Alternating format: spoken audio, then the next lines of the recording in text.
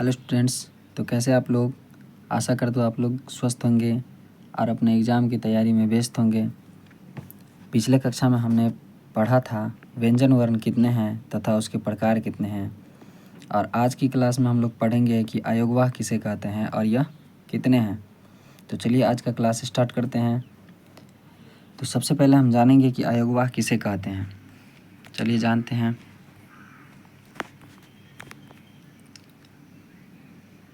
अयोगवाह किसे कहते हैं? तो अयोगवाह अनुस्वार और विसर्ग को अयोगवाह कहा जाता है।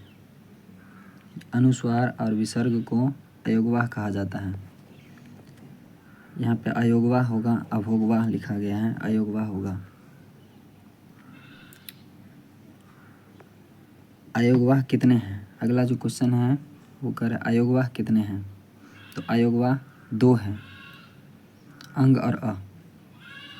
अयोगवाह कितने हैं? 2, अंग और अ। जब पूछा जाए एग्ज़ाम में कि इनमें से कौन अयोगवाह है तो आप लोग याद कर लीजिए अंग और अ। अंग और अ को ही, अनुस्वार और विसर्ग को ही अयोगवाह कहते हैं।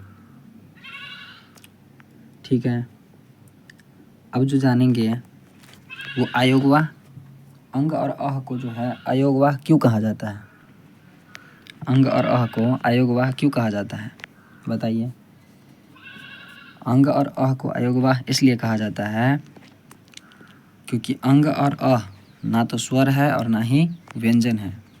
अंग और अह जो है ना ही स्वर है और ना ही व्यंजन है, फिर भी इसको अर्थ देना पड़ता है। इसलिए इनको क्या कहते हैं? अयोगवाह। चलिए जानते हैं। अगला जो क्वेश्चन है, अंग और अह को अयोगवाह क्यों कहा जाता है। तो अंग और अह को अयोगवाह इसलिए कहा जाता है क्योंकि इनका न तो स्वर से योग है और ना ही व्यंजन से, फिर भी अर्थ वहन करना पड़ता है, इसलिए वाह कहते हैं। फिर भी इसको अर्थ वहन करना पड़ता है। फिर से देखिए, अंग और अह को अयोगवाह इसलिए कहा जाता है, अंग और अह को अयोगवाह इसलिए कहा जाता है क्योंकि इनका न तो स्वर से योग है और ना ही व्यंजन से, ना ही स्वर से कोई मेल है और ना ही व्यंजन से कोई मेल है, फिर भी इसको अर्थ देना ही पड़ता है, इसलिए इसको अयोगवाह कहते हैं। किसी से योग नहीं होने के बाद भी इसको अर्थ देना पड़ता है, इसलिए इसको क्या कहते हैं? अयोगवाह कहते हैं। ठीक है, समझ गए। अगला जो क्वेश्चन है, संयुक्ताक्षर किसे कहते हैं। संयुक्ताक्षर जो है वो किसे कहते हैं। तो 2 या 2 से अधिक व्यंजनों के मेल से बने शब्द को संयुक्ताक्षर कहते हैं। 2 या 2 से अधिक व्यंजनों के मेल से बने शब्द को संयुक्ताक्षर कहते हैं। इनके बीच स्वर नहीं रहता। संयुक्ताक्षर के बीच में क्या नहीं रहता है? स्वर। इनके बीच में स्वर नहीं रहता है। जैसे देख सकते हैं अच्छा, अच्छा में च और छ, आधा च और छ के बीच में जो है स्वर नहीं है। अगर स्वर रहता तो ये जो है हो जाता ऐसे।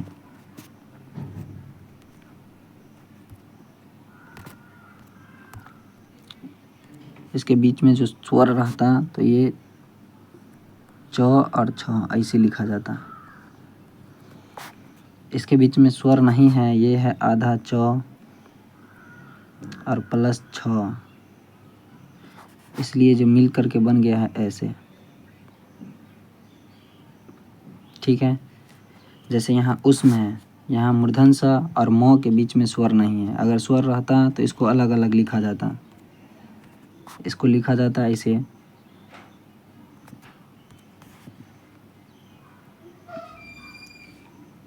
ऐसे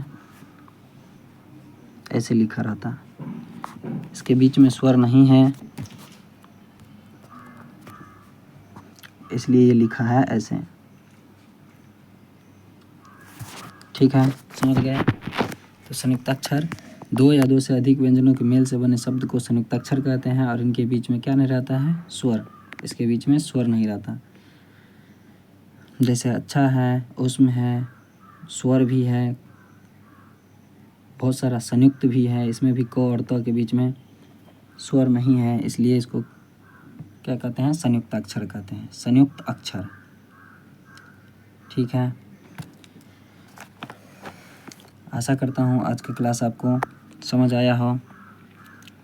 यदि आपको आज का क्लास समझ आया हो तो वीडियो को लाइक करें, अपने दोस्तों के साथ शेयर करें और नए हैं तो चैनल को सब्सक्राइब करना ना भूलें।